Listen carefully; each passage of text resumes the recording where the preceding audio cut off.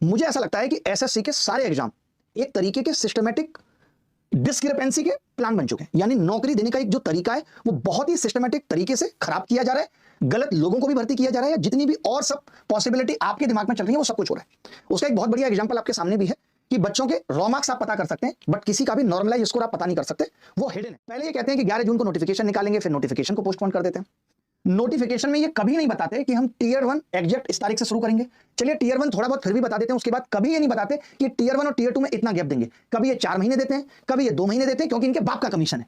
इन्होंने ये सोच लिया है कि ये तो हमारे बाप की जागीर है, हम जो चाहेंगे जैसे मनमानी करेंगे वो करेंगे, कभी नौकरी देंगे कभी नहीं देंगे, कभी आपको किसी भी स्टेज पे कब बाहर कर देंगे आप सोच नहीं सकते।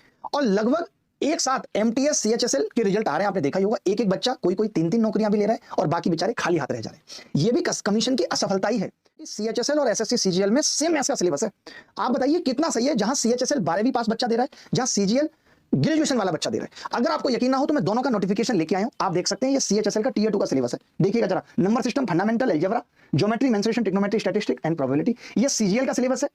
Number system, fundamental algebra, geometry, mensuration, trigonometry, statistics and probability. मैं आपसे पूछना चाहता हूं ये कहां का न्याय है कि सीएचएसएल का भी सिलेबस सेम है मेंस का, सीजीएल का भी सेम है, दोनों में टीयर 1 है, दोनों में मेंस है, सेम स्टेप है। ये किस हद तक सही है? या तो हम ये कह दें कि ये कम पढ़े लिखे उम्मीदवारों के लिए अन्याय है कि आप 12वीं वाले बच्चों से ग्रेजुएट लेवल के सवाल पूछ रहे हो, या ये कह दें कि ज्यादा पढ़े लिखे बच्चों के साथ अन्याय है जो ग्रेजुएशन कर चुके हैं उनसे आप 12th लेवल के सवाल पूछ रहे हो। बट सच ये है कि दोनों से ही 10th लेवल के पूछ रहे हैं, इनके एग्जाम का कोई स्तर ही नहीं बचा है।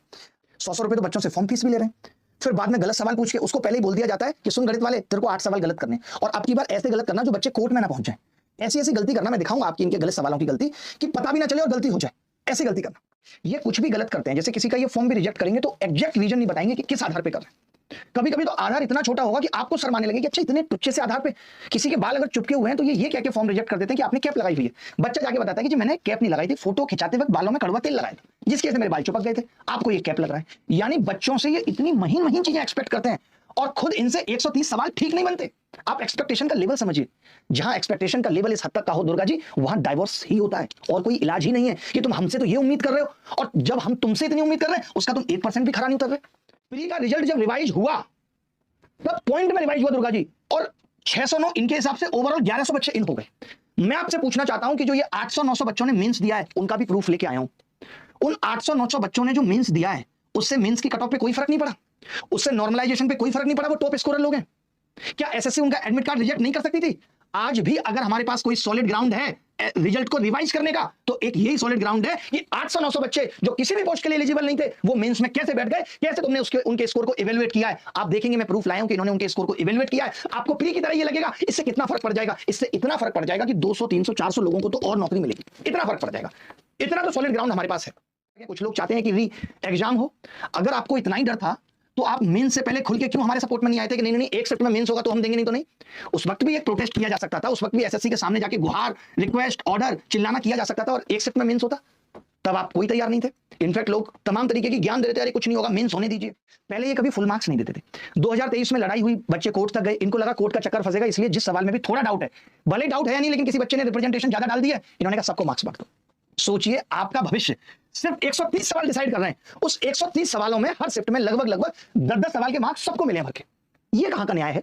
इससे सोचिए आप 120 सवालों में बच्चे की जिंदगी निर्धारित कर दे रहे हैं कि इसको ग्रुप बी की ये ग्रेड पे वाली नौकरी मिलेगी, इसको शादी होगी, इसका जीवन अच्छा चलेगा और इसका नहीं चलेगा क्योंकि इसको 120 सवालों में 100 भी ठीक से नहीं। ये सवाल सोचिए क्यों पूछा गया, गलत सवाल। मैं पूछना चाहता हूं कि क्या इनके पास क्वेश्चन सेट करने वाले इतने गधेड़े लोग हैं? गधे से भी एक लेवल ऊपर है। शराब पी के पेपर बनाते हैं या और बड़े नशा करके पेपर बनाते हैं कि उनको इतने, पहली बात तो ग्रेजुएट लेवल एग्जाम में इतने टुच्चे सवाल पूछे जाने का कोई लॉजिक ही नहीं है, और उस टुच्चे सवाल में भी गलती करना, और एसएससी का कोई एक्शन नहीं है, कोई एक माफी नहीं है कि इस बार इतने सवाल गलत हो गए, आगे से हम जिम्मेदारी लेते हैं कि कोई गलत सवाल नहीं पूछेंगे। मजा आ रहा है उनको, पैसा आ रहा है। मैं तो ये सोच रहा हूं सौम्या जी, एक कमीशन हम लोग भी खोलते हैं नौकरी बांटने का, फॉर्म फीस रखते हैं 2-2 हजार रुपए, 100 सवाल पूछेंगे, ठीक है। दुर्गा जी का काम होगा कि ये लोगों को बताएंगे कि मैं उनके यहाँ आपकी नौकरी लगवा सकता हूं, हमारे यहाँ वैकेंसी होंगी 10,000, हम सब बच्चे की सैलरी होगी पर मंथ 5 लाख। अब आप सोचिए इतनी बेरोजगारी है, 1 करोड़ लोग फॉर्म भरेंगे जहां 5 लाख सैलरी है पर मंथ, 2-2 हजार हम फीस ले रहे हैं, एक पैसा कलेक्ट हो गया। अब दुर्गा जी बैकएंड से 100 सवालों में 30 सवाल लीक कर रहे हैं, हर सवाल का ये पैसा ले रहे हैं। अब 5 लाख हम सैलरी दे रहे हैं, एक साल में कितनी आएगी? 60 लाख। दुर्गा जी उन बच्चों से 60-60 लाख रुपए वसूल रहे हैं, उनको लग रहा है एक साल में सैलरी रिकवर हो जाएगी, पक्की नौकरी है। फिर हम क्या करेंगे, 15 सवाल उसमें गलत पूछेंगे, एक सवाल पे 2,000 रुपए चार्ज करेंगे, वहां से पैसा आएगा हमारे पास। टोटल इस हिसाब से मैंने कैलकुलेट किया गणित की भाषा में, हमारे पास पैसा आ जाएगा लगभग 8-10 हजार करोड़। और सोचिए हमारे वैकेंसी बहुत नॉर्मल है 5,000, और हमें एक साल तक पैसा देना कौन सा वाला? जो दुर्गा जी कलेक्ट करके लाए, बाकी सब हमारा है। यानी ये कमीशन नौकरी नहीं दे रहे, नौकरी के नाम पे हमसे ही वसूली की जा रही है बस। और सिलेक्टेड बच्चा भी डरता रहता है ये सोच के कि यार मेरी नौकरी कब छिन जाएगी। इस चक्कर में रिपीटर्स बढ़ रहे हैं। 2023 का रिजल्ट अभी तक कोर्ट में लटका है, इसलिए वो 2024 दे रहा है। अभी आप 2024 भी लटका दो कोर्ट में, तब क्या होगा? तो वो 2025 भी देगा, 26 भी देगा। या हर कोई आके कह देता है कोर्ट की लड़ाई अब हम देखेंगे।